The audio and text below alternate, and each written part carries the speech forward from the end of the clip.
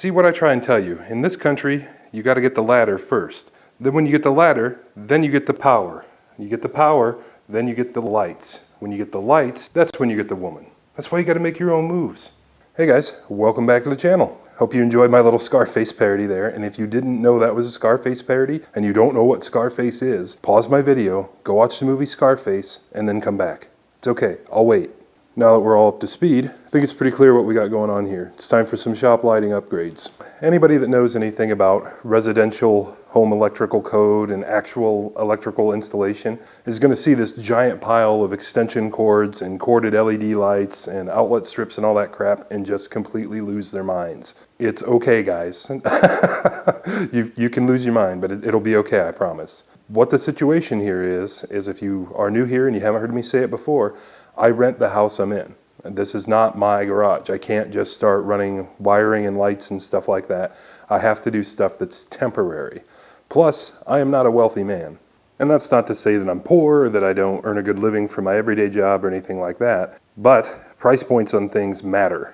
I don't think enough young YouTubers, and when I say young, I mean people with channels the size of mine, talk about this that much. That if you want to take this stuff seriously, you actually have to be willing to make investments in your channel, which I completely am, and I hope you guys believe me sincerely when I tell you that I am trying to take the channel seriously, or as seriously as I'll ever deserve. This kind of stuff is not cheap. All said and done there, including the ladder, which I did not own, which we're gonna need to do all of this. That whole pile of stuff represents about $500 or $600 worth of stuff. The ladder being almost $300 of that by itself. And you know, I get it that it's kind of cheating to include the ladder in the budget for all this, but it really isn't. You know, I got to work to make the money to buy this stuff. So this whole pile of stuff actually represents something else I've been saving up some money to do that now I'm not going to be able to do.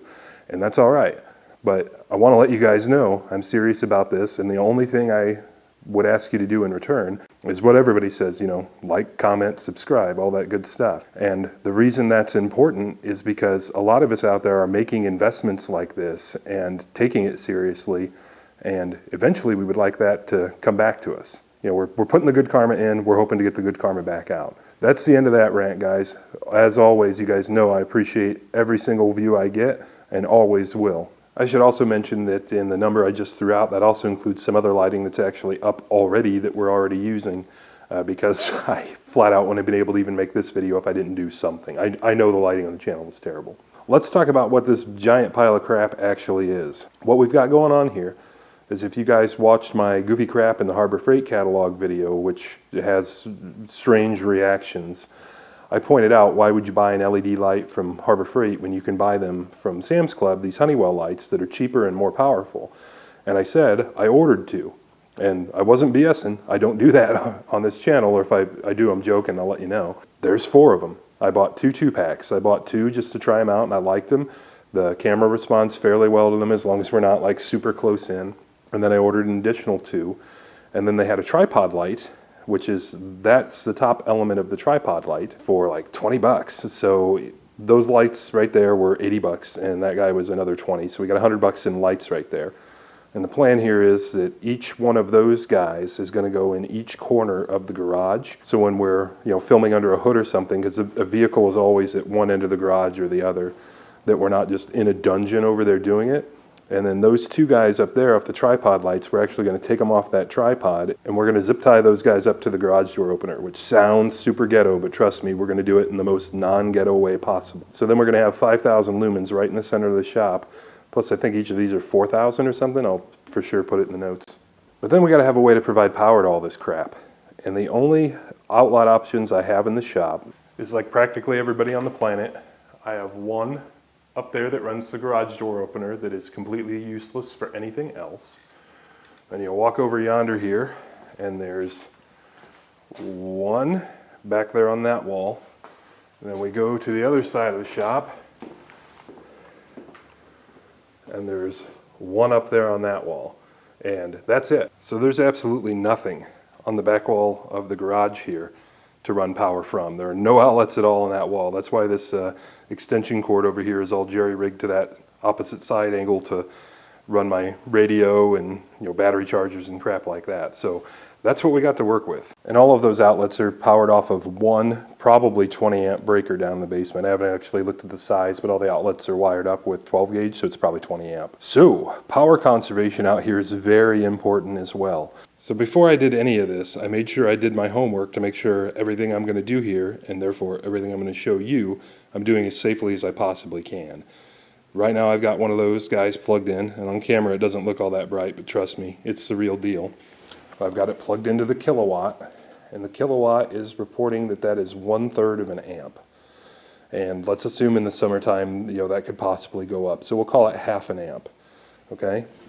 So between all four of those guys, we're talking about 2 amps of electricity. Two amps. So now I've got the dual head guy plugged in, and I've got them both turned on, and the kilowatt is saying those pull 1/2 an amp. So assuming that doubles, we're talking about less than 3 amps of electricity for all the lights I intend to run. So everything you're going to see here with the extension cord stuff in regard to lighting is under 3 amps. And I may also end up deploying these 2 4-foot sections of dual fluorescent light bulbs too. I don't know if you'll see it on camera, but right now only the bulbs on the left of that unit are lit up, and there's a weird reason why they work in the pairs they do. And just for reference, if I were to do that, 2 of those 4-foot bulbs are 7/10 of an amp.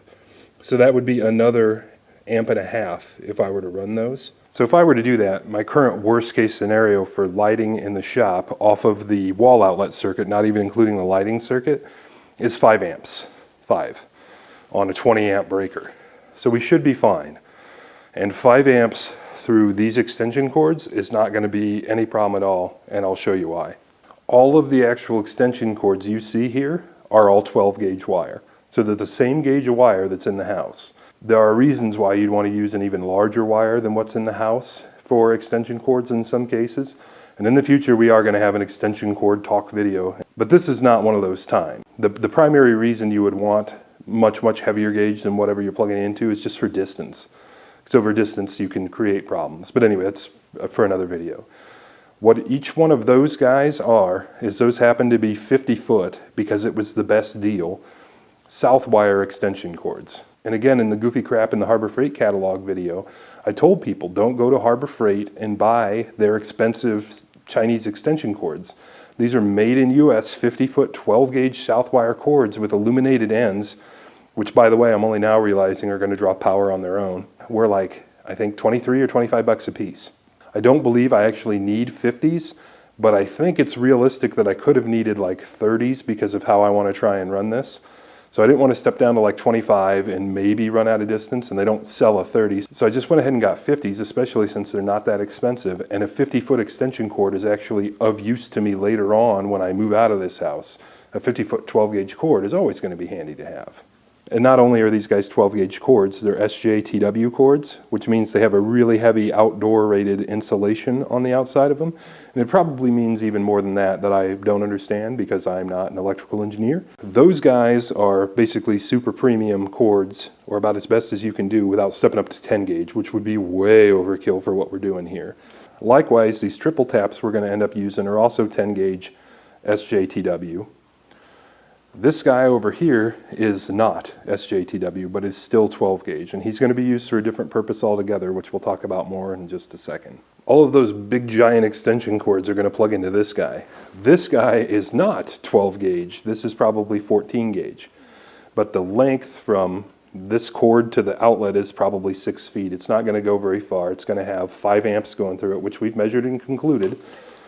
This is like a contractor grade box, so this is actually all metal, and I've had this thing for ages already, and it says right on it it's 15 amp rated, so no problem at all. We shouldn't have any trouble. But just to make things more goofy, that outlet strip is going to get plugged into this guy, which is a remote control electrical outlet. These, you'll see people use these for the Christmas lights and stuff like that. This one I'm positive isn't outdoor rated, and I've already looked this guy up and it's capable of dealing with 10 amps. Not only that, I happen to have owned this one for about 10 years now, and for probably 5 to 8 of those years, it was in use 100% of the time, non-stop, on my cable modem and my wireless router. So I had such garbage internet connection at my previous residence that I would have to reboot the modem sometimes 5 or 6 times a day, and the modem was in the basement. I got sick of it, so I got this guy to handle that for me. So this guy has been tested tried and true for years and years and never burned down anything. So we're going to go with it. We're going to only push it to maybe half its rated capacity. But this is how we're actually going to turn on and off, we'll call the studio lighting, without having to actually have an outlet switch do it. And then our last piece of the puzzle involves that guy and that guy. And in fact, if I were to run those fluorescents back somewhere else in the shop, they'd probably run through this setup anyway and not the rest of the stuff. So we'd probably put that power draw on this stuff. So that's a 12 gauge triple tap extension cord, which I think is also an illuminated end, which again, kind of regretting now, but they sort of all seem to come that way. And that guy is a straight up nasty outlet strip that I managed to get surplus and have done some things to.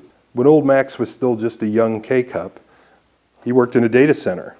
So I worked in a big building that was full of servers and all kinds of insane equipment like that. And they constantly bring equipment in and out of those places all the time. They were disposing of these, and these had 220 outlets in them. So it's an SL Warber strip that was set up for 240, so it says 250 volt right on it, 15 amp. I, years and years ago, and again have used this for a long time in various shops, switched over to 110. There's nothing in this instinctively that makes it 240 or not. It's just a beefy outlet strip with giant wire and stuff in it, so I just changed the outlets and changed the cord end. So in theory, everything here except the outlets and the end I put on this thing is good for 30 amps of 110. Because when you have the voltage, the amperage can double, and vice versa. And even if I've got that all screwed up, we're never going to put that much power through this thing anyway. The whole goal of that cord I just showed you in this outlet strip is so I can put my battery chargers in the top of my toolbox. Because right now I don't have anywhere to charge my cordless batteries, and it's super annoying. I might run a light over the toolbox off of these, which I will just turn on and off with like a pull cord. And I will probably run like my shop stereo off of this. And that will all be divorced from the rest of the lighting circuit. So I know this all looks super, super sketchy. It's always a mark of professionalism to go into somebody's shop and see a million extension cords hanging all over the place, routed all over everywhere. But this is the only way I can really do it, or the only way I can reasonably do it. If you have better ideas, that's awesome. It's too late. I already bought all the stuff. This is what we're doing. But I just want to make it clear right up front that I'm doing this in the safest possible way. None of this should be any kind of an electrical hazard whatsoever, because I'm just simply not going to pull that much power through this stuff. And these are all extremely huge conductors and really high quality cable. Those triple taps are also Southwire too, and this guy's just an Amazon, but whatever. So I'm not sure how long this video is going to get to be. If this is getting long enough, I'm going to just call this part 1, where I've introduced all this stuff so you guys know what we're doing. And then we'll start a part 2 up with actually getting to work, getting some of it installed. So as always, guys, I want to thank you for stopping in, and we'll catch you on the next one. I'm Max, that's Saddington Bear, and we make videos like this all the time. Here are a couple links to some other videos we've made, and we really appreciate you guys stopping in.